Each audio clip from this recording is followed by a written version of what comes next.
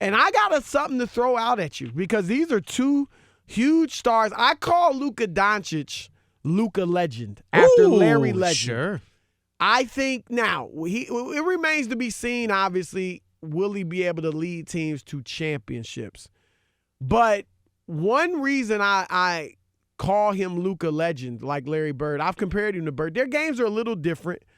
Although Bird was a tremendous passer, Luka's a very good passer. Bird was a tremendous shooter. Luka's a pretty good shooter. Bird had handle. Luka's got handle. Both playmakers, neither greatly athletic. So there are some similarities, but I put it out there. You know, we don't need to mince words. Larry Bird was the last white player in the NBA who was arguably the best player in the world. Sure. I think Luka, now, would I take Giannis over him going forward? Yes. But Luka's going to be in that conversation for is he the best player in the world? And I think that's great. And so I think that's why one reason I like to compare him to Larry Bird. But here's what I'm going to throw out at you. If you, going forward, Luka's 21, Zion's 19. If you're starting a team, which player would you pick, Zion or Luka? So I would take Luka. And this is no disrespect to Zion, right? Like when we do this, it sounds like you're taking a shot at the other guy. You know, my big thing with Zion, I love him. You know, I'm a college hoops guy. Yep. Loved him at Duke.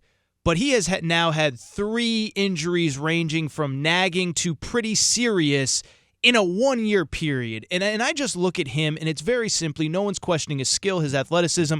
We have never seen a guy at his weight, at his height, play 82 games in an NBA season for one season, let alone for the 10, 12, 15 years that we hope to see him in the NBA. And it is a concern. You can say, well, you know, he's 19 and it's like, until I see him out there 82 games every year, it will be a concern. We haven't seen him play 3 or 4 months straight. Yes. Let's keep it real. And we're not saying we expect Zion to get hurt. Obviously, we don't want him to get hurt. But, yeah, that's a concern. Because of that health concern, the obvious choice has to be Luka Doncic. And with that weight, like Larry Johnson, now he wasn't nobody's been as explosive as Zion. But Larry Johnson was an undersized post player who had explosion, who was similar to Zion, killing people on the block, killing bigger guys on the block, and eventually his back went out battling against those heavier players. Now, they don't have the heavier players like that for Zion to bang against, so that's a good sign. But also as far as the torque, Derrick Rose, not nearly as big as Zion, but just the fact that he has such explosion, he couldn't even handle that at his size before his knees went out. And so we hope this doesn't go that way with Zion. But that is, if I'm starting a team, that's a concern. But I'm going to throw it at you this way. Let's take out the injury concern. If I tell you both of these guys are going to be healthy for the next 12 years. Now, I do think Luka ages much better than Zion. At Zion, give him the benefit of the doubt. He's going to add a better jump shot. He's going to get more of a perimeter game. I know he's got some skills. He can handle it fairly well. He can pass the ball. He's got some vision. But there's no doubt Luka, because Luka's not that athletic now. Yeah. He's going to age better. But there is something I like about Zion that does make me think I might, even though I think Luka's just flat out better. Sure. But there are reasons that I would say, you know what? I might take Zion. If I know both of them are going to be healthy, there are reasons I'll give you that I might take Zion over Luka. And this is really what it is. I absolutely love the fact that Zion Williamson can give me 25 or more points every night without having to have plays running for him, without dominating the basketball. What that tells me is that it's easier for me to fit players around him because he's not ball dominant. But couldn't you argue that it's easier to fit players around Luka because he's ball dominant? Because then just spot up shooters. Yeah, right? it reminds me of, and it's not a perfect apples to apples comparison, and I'm not saying he's the same player, but when LeBron got back to Cleveland and when LeBron got to the Lakers, it was pretty clear how you build a team around LeBron to have peak maximum success. It's a bunch of shooters. It's a stretch five, whatever. But the Lakers did a good job of it, and the Cavs, when they won the championship, now the last year, it wasn't as good. But I actually feel like it's easier to build a team around Luka just knowing, okay, the ball's always going to be in his hands, but now you start fitting the puzzle pieces, where Zion, you almost have to find that second puzzle piece to make sure that they can get him the ball when he's not getting all those offensive rebounds. I agree that with Zion, I definitely need another star, or maybe two. Yeah. But that, like Brandon Ingram, is he a star? He made the All-Star team. I wouldn't call him a star yet. I think he's budding and building into that. But they can play together. Ingram has to have the ball in his hands to some degree. I wouldn't go as far as to call him ball dominant, but he needs to have the ball. He and Luka can fit Zion can fit because Zion doesn't have to have the ball. Lonzo's my point guard. Drew Holiday fits. Like, these are four guys with star potential that can play together. With LeBron, and I think it is a fair comparison because Luka does somewhat play like LeBron, I think we could throw James Harden in there. It's harder for stars. Now, you're right. If I've got one of those three, I can say, just give me some spot-up shooters. LeBron, Luka, Harden, they're going to create everything for those spot-up shooters. Here's the challenge, though. It's harder, like, for stars to play with them. LeBron's been able to play with one star. That third star has trouble because Kevin Love, Chris Bosh, because LeBron is ball dominant, there's one other guy that can get his, and then the rest of them, here's the other thing. Those guys, LeBron, Luka, Harden, they create everything for their team. You're right. And while that is because LeBron's so good, that's going to make my team really good. But he's running into problems when he faces a team, Golden State, San Antonio, that's talented but plays 5-player basketball. See, and that was, as I was making my own argument, I was starting to think about it. And the argument against my argument, which is that I would take Luka, is that he kind of has to be the star. Because no doubt. Yeah, you're asking somebody to come in and play off the ball, and as we get to the way the NBA is, where more and more guys, it's a smaller sport, it's a more spaced out sport. It's going to be harder to find that second guy because most of the stars coming up, Ja Morant, R.J. Barrett, whether you think he's a star or not, top 3 pick, they're guys that have to have the ball in his hands. So I guess now that I think about it, my counter to my own argument is I better be darn sure that Luka can be the best player on a championship team because I don't know that I'm going to get anybody at his skill level to play off the ball with him. No, that's a great point because you mentioned it. Okay, could Ja Morant and Luka play together? They wouldn't be very good. It wouldn't, right. Yeah. One of them's got to just step back and not be his full expression of himself. Whereas with Zion, and I've said, for all his uniqueness, because we've never seen a guy that big, that explosive, for all of that, though, he's a throwback. And number one, he plays in the post. And number two, he does, like that, back in the day, guys did not over-dribble and dominate the ball. Sure. Even Michael Jordan, who shot a ton. I mean, one year Jordan averaged 27 shots a game. Yep. He shot it a lot, but he didn't just sit there and pound it for 15 seconds. Yep. He would 2-dribble pull up. Everything was with a purpose. Magic didn't over-dribble. He got rid of the ball quickly. So I think Charles Barkley, all these guys, it was like more efficient. I get the ball, I'm making my move, or I'm passing it and the ball is moving. I love that about Zion, and I think that makes it easier. Like Magic, Kareem, and Worthy had no problem playing together. Yep. Because the ball was moving, nobody dominated it all the time. And now Luka, Harden, LeBron, even Chris Paul, when he's a point guard, so maybe a little different, but Steve Nash dominated the ball. Like Dwayne Wade. So many of the players today dominate the ball that it makes it hard for another star that can really do his own thing. That's a great point. It can make it a little more challenging to fit together. So look at Golden State.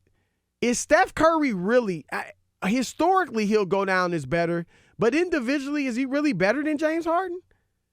Individually? He's got a he's got a thing, right? Like the 3-point shoot. I mean, he changed the game. He changed the game. But yeah, no, but listen. when he really took off was when Steve Kerr changed the system, and it wasn't. Steph ran the high pick and roll like everybody else under Mark Jackson, and was really good, but he wasn't changing the game and turning the league upside down. And I was going to say not only that, but in the games that mattered, 2015 Finals, Andre Iguodala MVP. 2016 Finals, they don't win. 2017, it's KD. I know that's Rob Parker's point that he always brings up, but it is a fair point. Like Steph is a great story. He's been fun to follow, and he did change the game, but that doesn't make him the best player of his era or even necessarily one of the 2 or 3 best. Right. All right, your turn to weigh in. Interesting conversation. A lot of layers to it, right? It's a nuanced conversation. Yeah. Which I like. What do you think? 877-99 on Fox, 877-996-6369. Who would you rather have going forward, Luka or Zion? We will continue the conversation with you next. Luka or Zion, who you building around? Let's go to Tony in Washington, D.C. Tony, welcome to the Odd Couple. Hey, what's up, fellas? Glad to hear you doing good.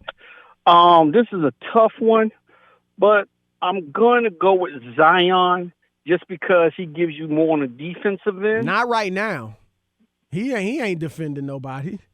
But as far as the threat of a shot blocker that Luka doesn't.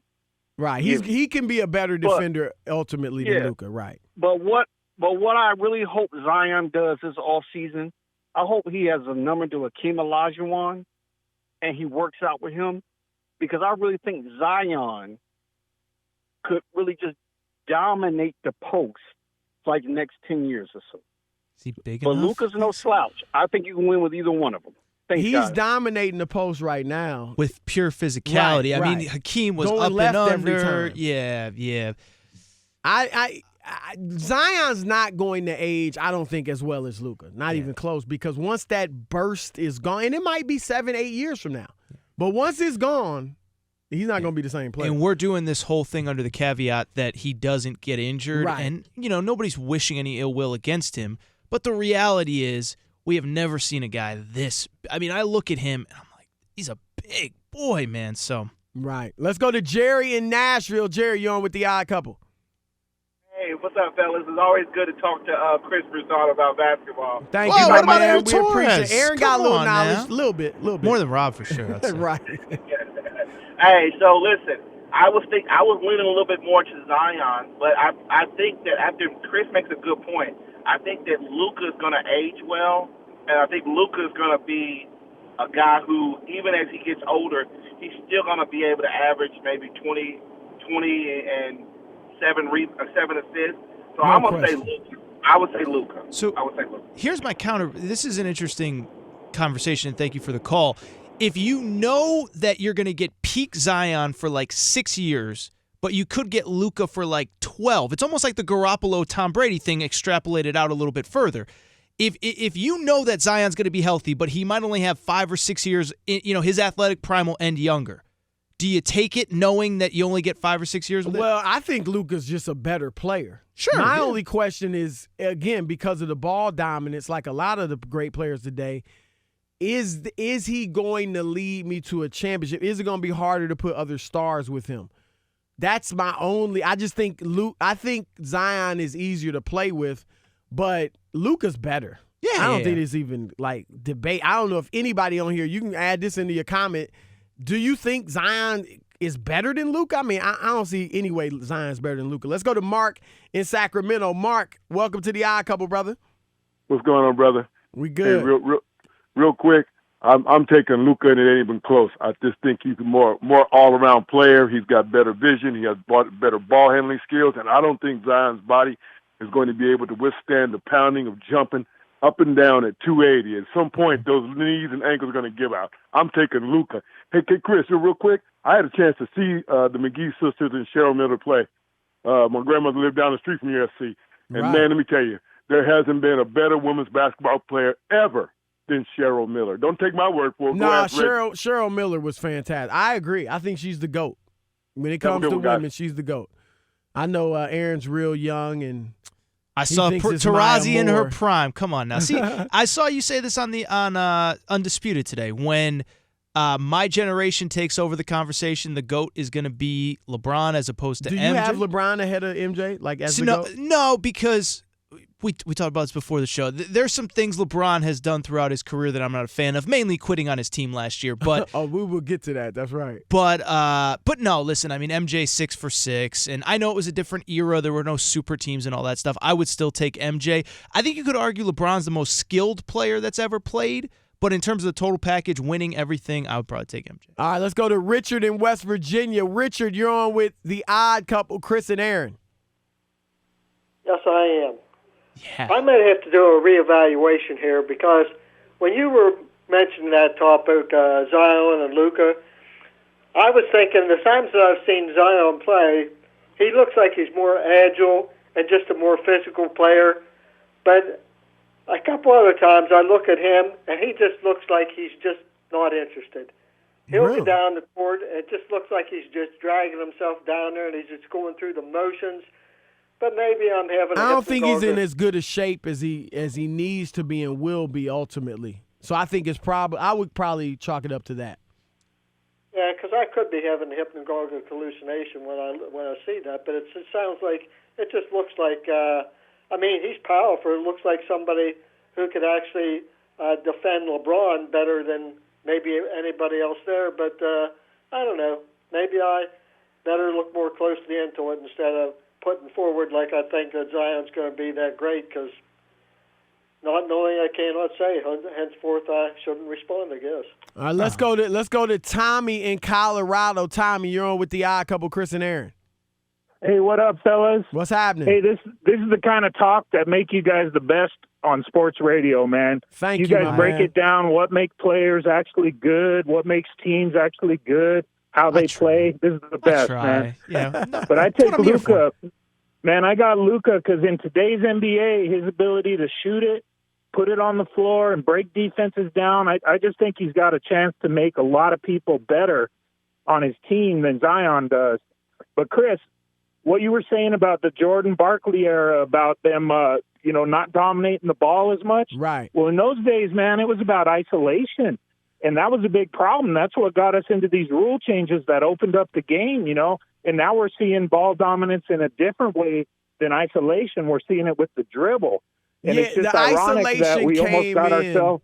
I think the isolation, because obviously with the triangle, the Bulls didn't isolate all the time.